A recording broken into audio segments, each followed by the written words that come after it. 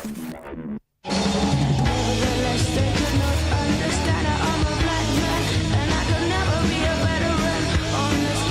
to you by Pfizer.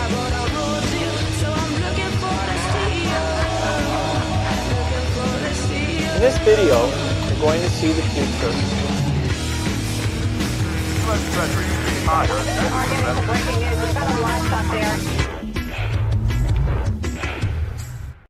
Hello, you Awakening Wonders. Thanks for joining me today for Stay Free with Russell Brand in the Florida Panhandle, in the Redneck Riviera, in a liminal vortice, several vortexes, amidst the vortices, unfolding vortexes.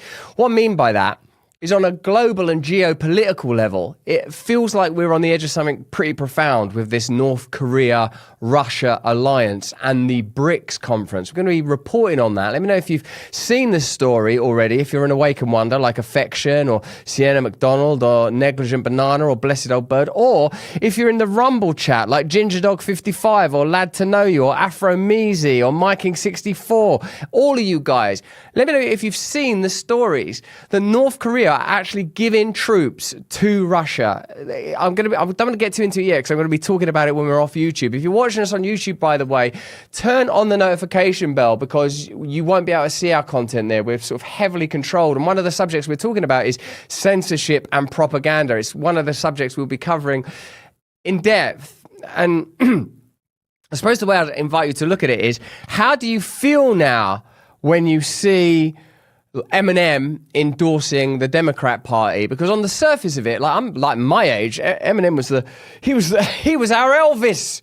He was the coolest thing that ever happened. But like, you know, I'm not a 20-year-old, and I can't help but feel that there's an element of pastiche and nostalgia when you see celebrities advocating for the Democrat Party, not the sort of significant right-wing or Republican or Libertarian. I don't even know the language anymore, and that's part of the problem. The categories and taxonomies are melting. But like Joe Rogan and Tucker Carlson, they're like middle-aged guys, aren't they?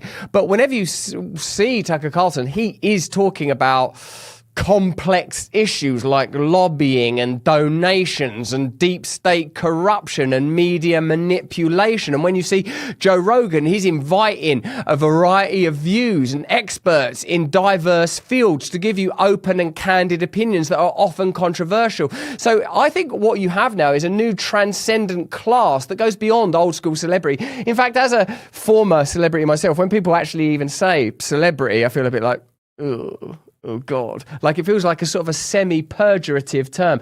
Anyway, the reason I'm saying all this, right, is because how's this propaganda battle going to play out? Because in the election in your country, America, where I am now as your guest, it feels to me like the old school celebrity ain't going to cut it when it comes to galvanizing a population to vote for the Democrat Party. But I don't know how this is going to play out because I guess, like most of us, I only consume one type of media. So we're going to be covering a lot of that stuff. We're also going to be talking about which billionaires are good billionaires, which donations are permissible donations, and we'll be talking about the vaccine. So stay with us for that. We'll be with you on YouTube for the first 15 minutes, and after that we'll be exclusively available on our home Rumble. And if you haven't got Rumble Prime yet, consider getting Rumble Prime. It's like a friction-free way to enjoy content from me and Crowder and Bongino and Glenn Greenwald, whose content we'll be commenting on. In fact, we're going to start with that, because I guess the big news in our space right now, other than, I mean, unless you're a member of the Destiny Church down here on the Riviera for the Redneckery, the big news is that Joe Rogan is going to be hosting Donald Trump. Also, he invited Kamala Harris. Kamala Harris says no. What does that already tell you about the media environments that each party and each candidate is happy in? We, I suppose, would assume that Trump would imagine that he would have an easier ride than maybe Kamala Harris would have on Joe Rogan. But does it make you feel like that maybe Kamala Harris is not comfortable in unexpurgated and uncensored media environments? Let me know in the comments and chat what you think about that. What is the reason that that Trump would agree to go on Rogan and Kamala Harris wouldn't agree? What is the reason that you would see Donald Trump on Oprah in the early 2000s and the 90s, but you would never see Donald Trump on Oprah now? What's changed? Okay, so this is how our fellow Rumble content creator Glenn Greenwald summed this stuff up. Liberals think that Liz and Dick Cheney, Bill Kristol and George W. Bush are honorable and moral patriots, while Joe Rogan is one of the... Oh, go back for me. Thanks, man. Thanks, Isaac. That's cool. Just while I'm still reading it. While Joe Rogan is one of the worst people ever due to all the wars, torture programs, illegal domestic spying, kidnapping, coups, and mass murder Rogan implemented. Trump cancels all his events in favor of one of the worst people ever. That's from a publication called The New Republic, which, I mean, I'm English, so I guess it's not super important, but I actually never even heard of that before. Okay, so let's have a look at some of the propaganda. We can go back full screen on me. Let's have a look at some of the propaganda that Obama has been engaging in. And again, the idea of trotting out these senior statesmen of the Democratic Party, that also don't seem so legitimate to me. Like in 2008, I was in your country for the first time. I was about to become a movie star, host the VMAs, marry one of your great pop stars, do a movie with one of your great rap moguls, P. Diddy. What happened to that guy? You don't hear about him though. Where's that guy gone? Hello? Where did he go? That's going to be an interesting time if Trump wins the election.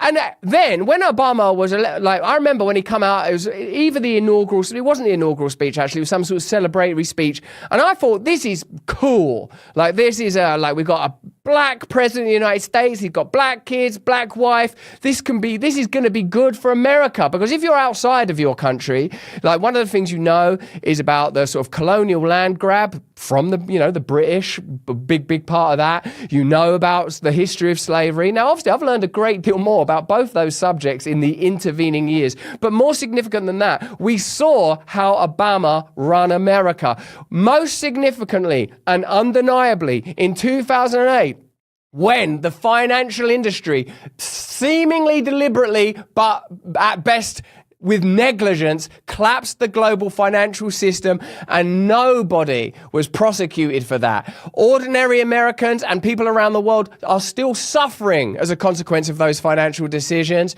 Houses foreclosed, economy tanked, and since then, really, it's been one crisis after another. So the idea that Obama is all about hope and change, that's a long departed idea. But his election and continued popularity could be used to undermine the idea that Trump-supporting nationalists are inherently racist, because there has been an ongoing conflation with the idea of nationalism and racism and bigotry more broadly. Well, obviously, what we believe on this channel is that nationalism is a response to globalism. And what globalism has as its modus operandi and a requirement is the emergence of statesmen and stateswomen that appear on the surface to be sort of borderline pop stars, although you don't want to see these guys rap.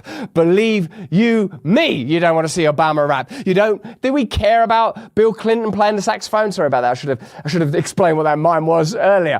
Or do we care that Tony Blair could play the guitar? Or do we care that ultimately they are operatives of globalism? And I don't mean in some shady cadre way. I mean, they will sign WHO treaties. They will do what NATO wants. They will accept big donations from Bill Gates. That's what I mean by globalism. And Trump, whatever his flaws and failings are, is a havoc-wreaking, chaotic bull in the china shop of globalism, because he's an America First positive politician. And in France, we're seeing the emergence of those movements. In Austria, in the UK, in India, everywhere around the world, ordinary people are recognizing that whilst nationalism and state power will always come with problems, it's better than globalism. What would be better than national power would be, I suppose, localized power at the region of the community, decentralization wherever possible. But we'll get into that after we've understood the toxicity that has been brought about into American political life, after we've seen Barack Obama talking about that toxicity. Now, I ain't even looking at the Rumble chat, but I know what you lot will be talking about. Yeah, It's all in there. Yep, I can see the phrases, Big Mike, all it's in there. Everything you'd expect to see in the Rumble chat. If you're watching us on YouTube, we're going to be with you for a little while. But remember, the kind of conversations we have can only happen on free speech platforms like Rumble. If you ain't got Rumble Premium yet, consider getting it. And remember, become an Awake and Wonder if you want to join me tomorrow for episode 2 of Break Bread with the brilliant Ruslan. We've got excellent questions for him. It's going to be a fantastic show. You're going to love it. Let's have a look at what Barack Obama talking about. I just don't understand how things got so toxic. It's not as if, like, you know, the entire political establishment has been trying to persecute a political opponent for a while. It's not as if every single news item has said, I think Trump's the new Hitler for about 8 years now. It's not as if in 2016, when Trump won the election, Hillary Clinton falsely claimed that Russian bots must have supported and brought about that election. None of these things are true, right? What's bringing about all this toxicity and bitterness? I don't understand how we got so toxic and just so divided and so bitter. And I get why sometimes people just don't want to pay attention to it. And we all have friends like that. We have family members who just like, you know, it's all a circus out there. I get that. It is a bloody circus out there. And who's the ringmaster of this circus? Let me know in the comments and chat who you think's a potential candidate for ringmaster of this circus. And who are the people that are generating all this antipathy and hatred and loathing? This is Joe Biden, literally on the same day that Obama was saying, what's all causing all this toxicity, saying that Donald Trump's the new Dr. Mengele, or the new Mussolini, or the new Pol Pot, or that he eats babies, or that he conducts dark ceremonies to the owl god Moloch. I mean, so I know this sounds bizarre. It sounds like if I said this 5 years ago, you'd lock me up. We got to lock him up. Like, when that whole lock her up stuff was happening, do you remember the haughty, supercilious, condemnatory piety that came out of that party? You can't say things like lock her up, lock her up. And do you ever pause to think, when you see Joe Biden these days, wait a minute, that guy was... Isn't he the president? What went on? I don't know. How did all of that change? Was it like he had a really poor showing in a debate years after many people had said he was demonstrably inept, and ultimately he had to be usurped and replaced by Kamala Harris, and the establishment had a massive problem because Kamala Harris was inherently unpopular, a person who just seems by her very nature not to be designed for public life, a person who has the kind of gauche, geeky awkwardness of an off-duty clown trying to make small talk with parents after a disastrous party appearance. Don't you feel that they're trying to manage that they're trying to mangle and wrangle and corral our heads into a place where we look at Kamala Harris and see president rather than, well, the sort of extraordinary creature, and I mean this with all love and respect, actually. What I mean by it is that's not a person that should be running a country. None of these people, none of these stooges or vassals or ciphers should be running what is still the most powerful country on earth. Not for long, though, if this BRICS deal happens. Not for long, though, if you start seeing nuclear superpowers, well, one superpower, Russia, and nuclear power, North Korea, forming alliances. We'll be covering that in a minute. Let's see the rest of what Biden and Kamala were saying. Political document. So yesterday we learned that Donald Trump's former chief of staff, John Kelly, a retired 4-star general, confirmed that while Donald Trump was president, he said he wanted generals like Adolf Hitler had. It is deeply troubling and... Can you imagine that? To even say some words like that. To say words like, you know... Hey, look, I can't imagine Trump saying something like that, can't you? Because he's a bit like an off-the-cuff guy, and he says things like, you know, make myself dictator for a day, drill, drill, drill. He says a lot of crazy stuff, and it doesn't seem beyond the bounds of possibility that he's a person that would casually bring up Hitler. I'm a stand-up comedian. Sometimes I bring up Hitler in inappropriate situations because Hitler is a vivid sigil for sort of dark power, I suppose. But let me know in the comments and chat if you disagree with that. I'll bet there'll be people that would argue with it. Odium 1XV, for example, in the Rumble chat said Hitler had great generals, right? So if you're looking at it militarily, you might say Rommel, for example, who conducted their campaigns across North Africa, was a pretty good general, and it took sort of some significant work to oppose him. I guess that's what you're saying, right?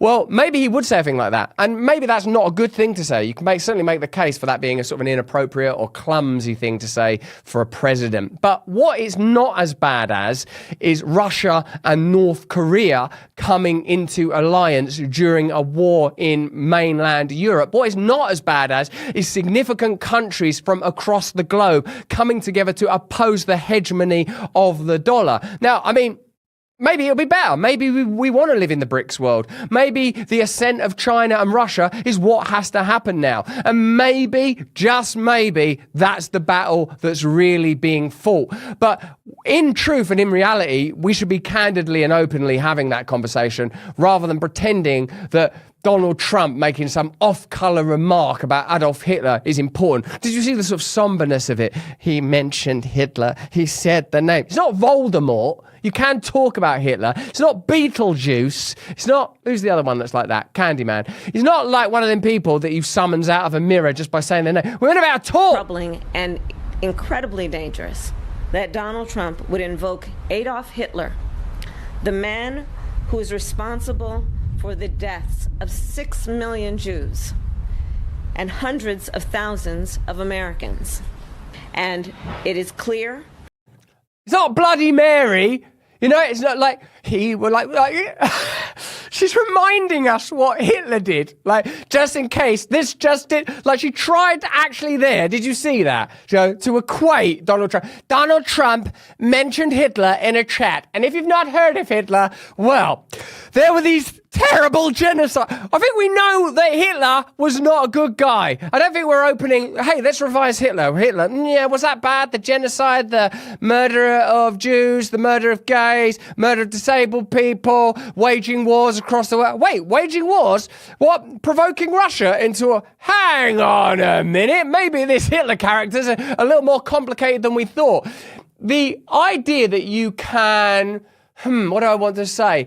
Harness the horror of the Holocaust and use that to condemn Donald Trump because he's mentioned Hitler shows you that we are living in a time of reductivism, stupidity, and propaganda. And the reason that your consciousness is being dragged down to that level is because of this. If you are awake, you are going to spot what's happening.